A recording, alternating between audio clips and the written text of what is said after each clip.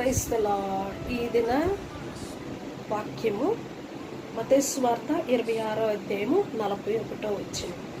మీరు శోధనలో ప్రవేశించుకున్నట్లు మెలకుగా ఉండి ప్రార్థన చేయడం. హల్లెలూయా.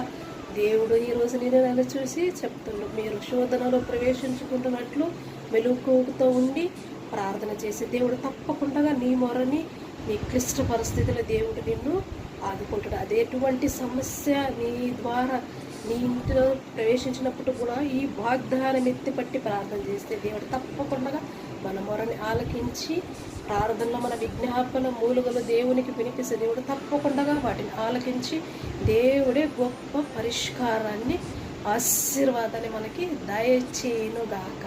ఈ దిన వాగ్దానం మీ జీవితంలో, మీ కుటుంబ జీవితంలో జరుగునుగాక. ఆమేన్. May God bless you. Thank you. Happy Sunday.